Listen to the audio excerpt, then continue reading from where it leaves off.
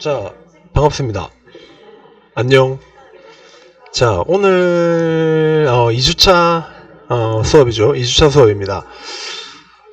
제목은 브라질 The Natural Knowledge Economy인데, 이거 하기 전에 오늘 사실 3월 20일입니다. 3월 20일이고 제가 일주일 만에 다시 강의 영상을 촬영하는데, 일주일 동안 많은 변화가 있었습니다. 지금 코로나 바이러스 때문에 전체적으로 지금 경제가 지금 요동치고 있죠. 사실 여러분들이 이 경제에 대해서 알아야 될 게 많이 있습니다. 이 제목도 브라질 정치, 경제, 경영인 만큼 한번 우리가 자세히 알아보는 시간을 가졌으면 합니다. 그래서 제가 뉴스를 일단 좀 보면서 설명을 해드릴게요. 자, 이번에 보시면 여러분들 화면이 보이셨나 모르겠다.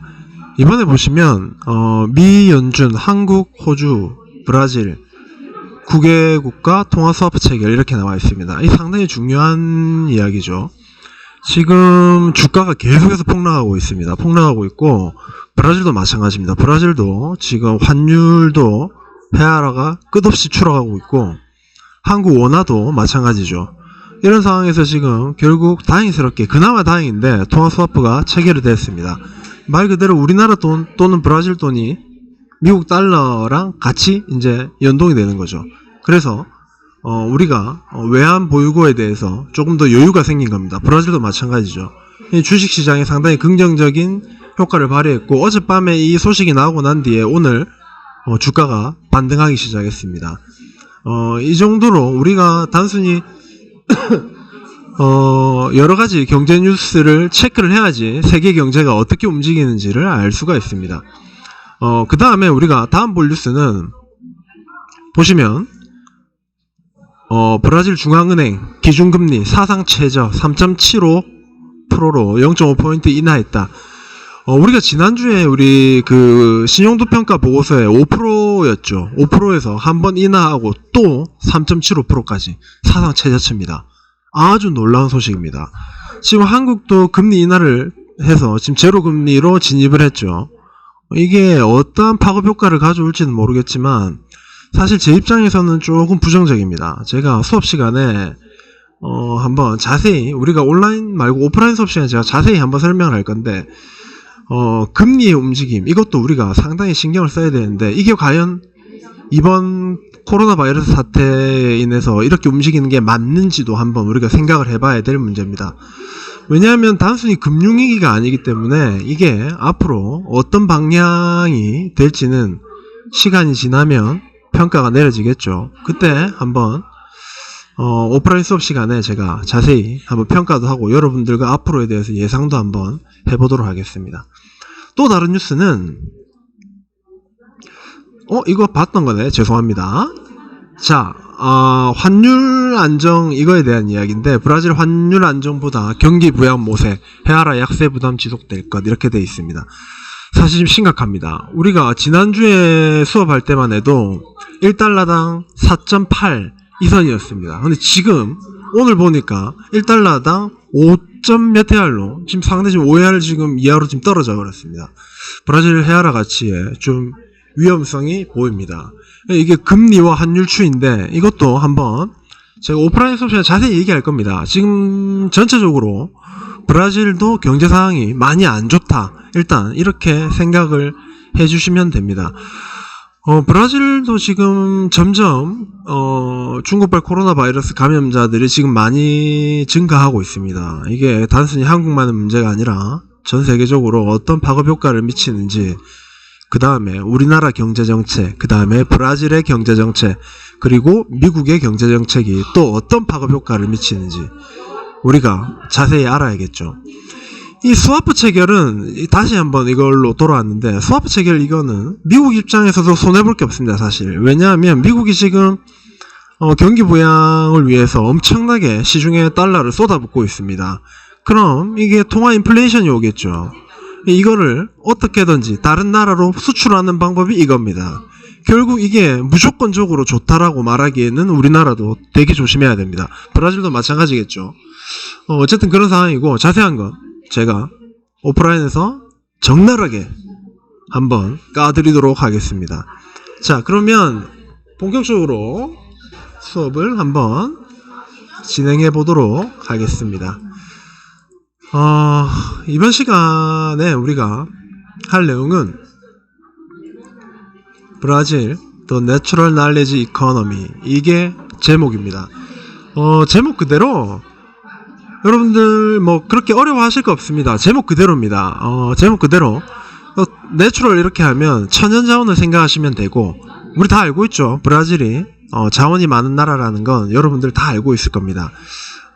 그리고 knowledge는 말 그대로 지식 이런 건데, 쉽게 얘기하면 브라질이 가지고 있는 천연자원과 그 다음에 브라질이 부족한 이 지식산업을 같이 융합해서 앞으로 경제가 나아가야 한다, 이런 내용입니다.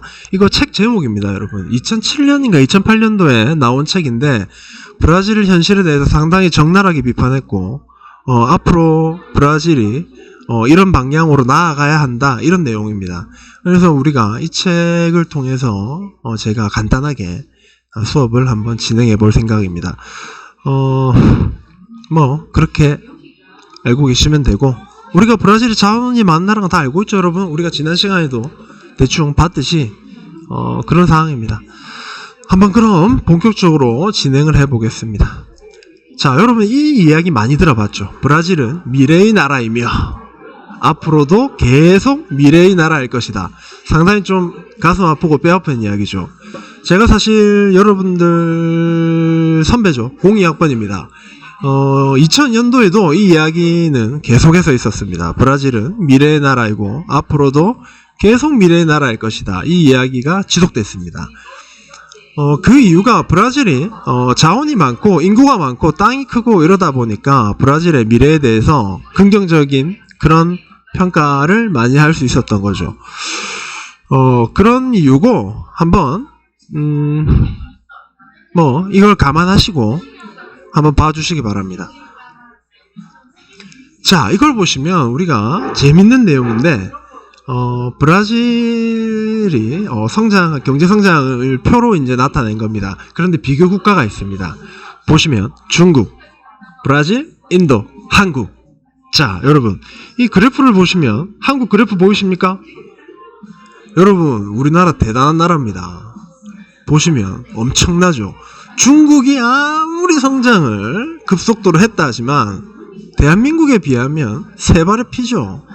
한국은 아주 훌륭한 나라입니다. 여러분들이 있기 때문이죠. 대한민국은 여러분들과 같은 인적 자원이 아주 풍부한 나라이기 때문에 이런 현상이 나타나는 겁니다. 자, 여기 대표적인 앞으로 성장 가능성이 있는 나라들입니다. 중국은 앞으로 어떻게 될지 모르겠지만 어쨌든 지금까지는 엄청난 성장을 해왔습니다. 인도, 포스트 차이나죠. 자, 브라질은 좀 그렇죠. 조금 미미합니다. 브라질은 대한민국보다 꾸준히 잘 살았지만 80년대부터 한국에 추월당하기 시작합니다. 자, 이번 페이지 보시면 브라질의 수출 구조입니다. 수출 구조인데 과학기술별로 과학기술 집약도에 따른 수출품들이 얼마나 수출되는지 그 양을 보여주는 겁니다. 브라질 보이십니까? 여러분 여기 빨간색 선에 보이시죠? 브라질 수출에서 가장 큰 부분을 차지하는 건 자원입니다. 자원이고 그 다음이 보시면 미디엄 테크놀로지. 자, 이게 미디엄 테크놀로지는 한 중간 정도의 과학기술 집약도를 보여주는 건데 뭐 대표적인 게 뭐 라디오나 뭐 이런 거겠죠. 하이 테크놀로지는 부족한 편이고 노동 집약적 산업을 주로 하고 뭐 그렇습니다. 일반적으로 이 표만 봤을 때도 우리는 브라질은 아무래도 자원에 좀 많이 의존을 하고 있구나라는 걸 알 수가 있습니다. 그 정도만 이해를 해주시면 됩니다. 자, 이번 페이지는 미국에서 브라질과 그 다음에 다른 국가들이 특허권 신청한 그런 경향을 보여주는 겁니다. 미친듯이 상승하는 이 그래프 보이십니까? 이게 우리나라입니다. 이게 여러분들과 같은 인적 자원이 있기 때문에 가능한 이야기죠. 대한민국 사람임을 자랑스럽게 생각하셔야 됩니다.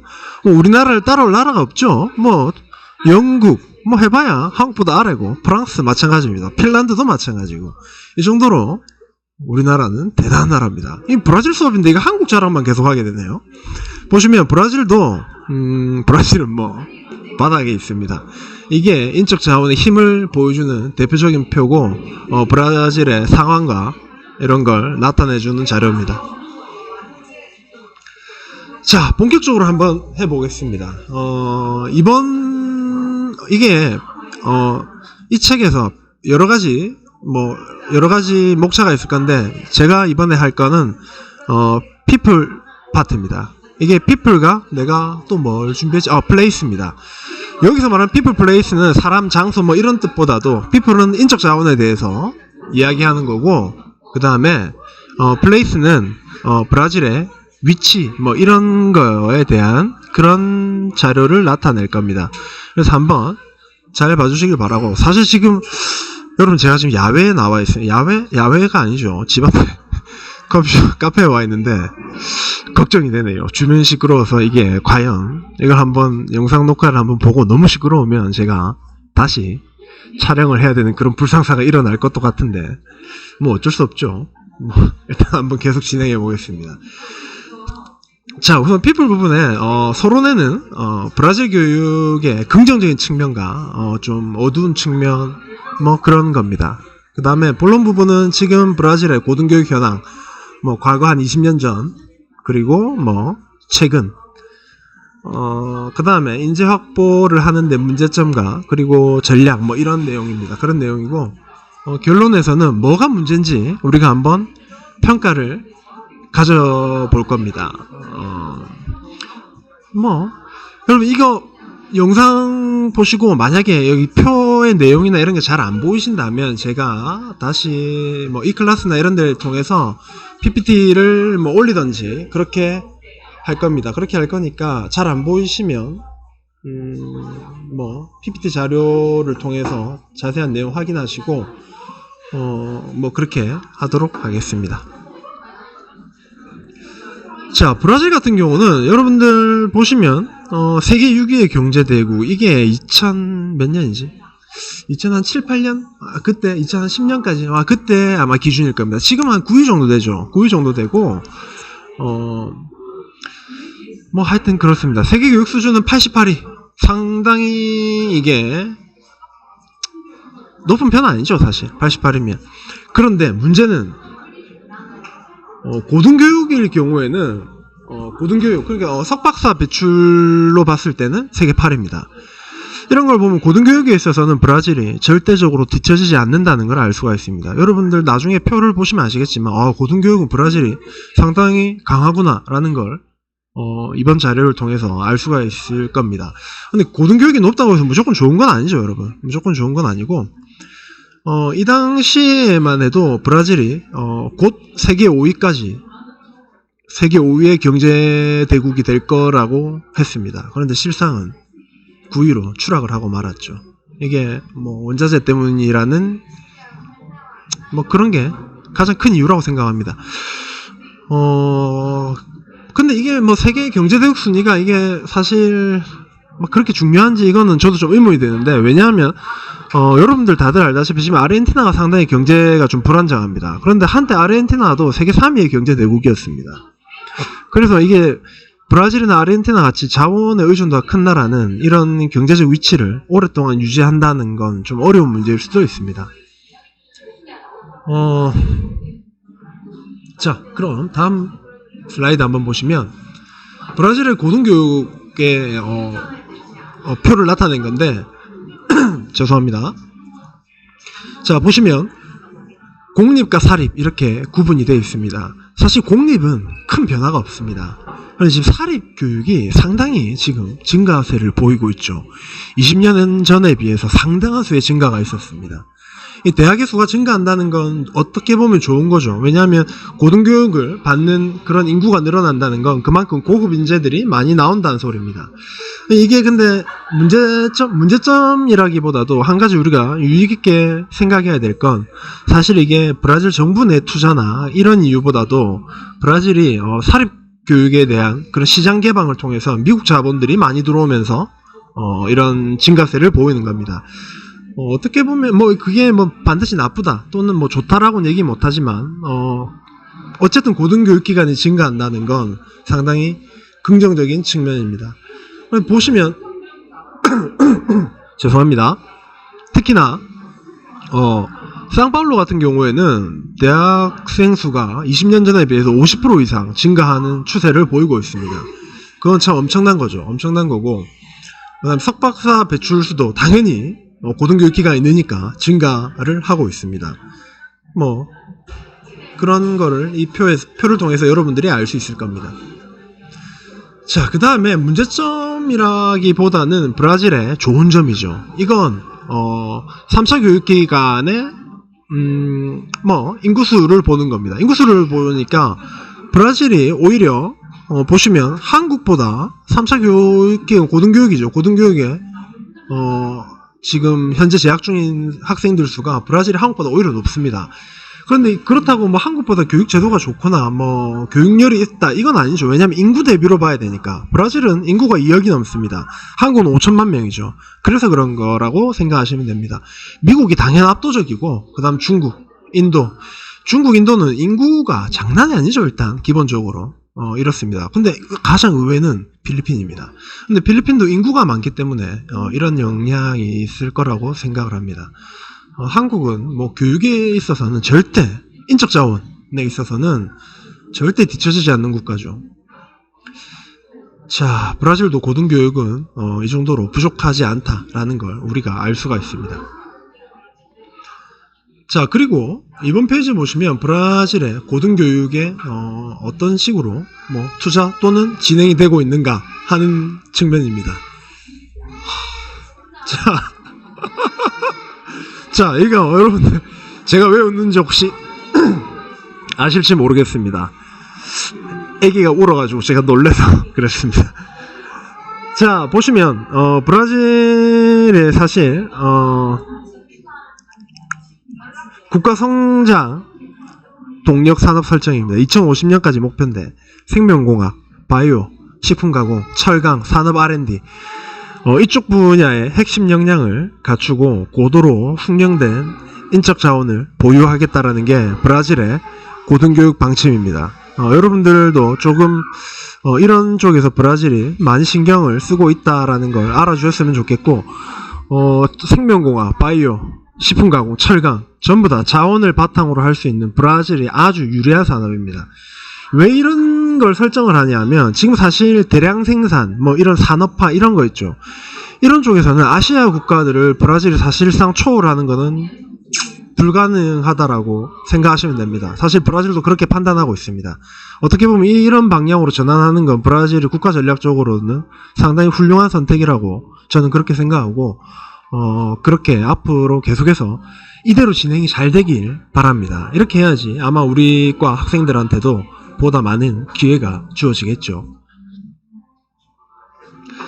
자, 고급 인력 확보에 대한 문제점이라고 하는데 이게 해외 디아스포라 증가 이걸 보시면 디아스포라라고 하는 건 이제 외국에 이제 나가 있는 동포들을 말합니다. 우리나라 이게 옛날에 유대인들 디아스포라 이거에 대해서 유대인들이 이제 많이 뿔뿔이 흩어져 있었죠. 거기에서 이제 나온 단어인데 이걸 이제 고급 인력으로 비춰봤을 때 브라질이 매년 14만입니까? 14만에서 16만의 학위를 소지한 브라질 사람들이 좋은 직업을 찾기 위해서 해외로 나간다는 걸 뜻합니다. 그래서 이런 인력을 어떻게 하면 한국으로 한국이 아니죠. 미안합니다. 브라질로 자국으로 끌어올 수 있느냐 이러한 거에 대한 걱정 또는 뭐 전략 이런 게 필요하다 이런 겁니다.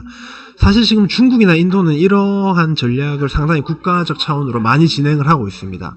뭐 만만인 운동 뭐 이런 거를 통해서 중국 같은 경우는 과학기술 인재를 중국 본토로 다시 다 불러들이겠다 이러한 전략을 다 세우고 있습니다.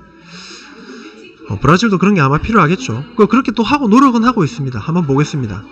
보시면 또 다른 문제점이 또 하나 있는데 국내 인력의 편중 현상입니다. 이게 브라질이 박사학위자들이 어떠한 노동시장에 종사하고 있는지 이걸 보여주는 표입니다. 이게 좀 안타깝죠. 사실 에듀케이션 이런 고급 인력들이 전부 다 교육 분야에 나가 있다라는 건 상당히 좀 안타까운 문제입니다. 그다음 뭐 이거 헬스라고 해서 여러분 뭐 건강 뭐 트레이너 이런 거 아닙니다, 여러분. 헬스는 보건 뭐 이런 분야를 뜻하는 건데 뭐 의사라든지 뭐 기타 등등 이런 거겠죠. 이런 부분이 4%, 그다음에 산업 부분 1% 상당히 미비합니다. 이게 가장 큰 문제죠. 이게 국가기관이겠죠. 공무원. 이게 47%가 됩니다. 이게 과연 이게 좋은 일인가? 이거에 대해서는 조금 우리가 생각해 볼 문제입니다. 고급 인력들이 산업 쪽에 진출을 많이 하는 게 훨씬 좋은데 이게 너무 브라질 같은 경우는 국가기관 공무원 쪽으로 진출해 있다는 건 좀 안타까운 측면입니다.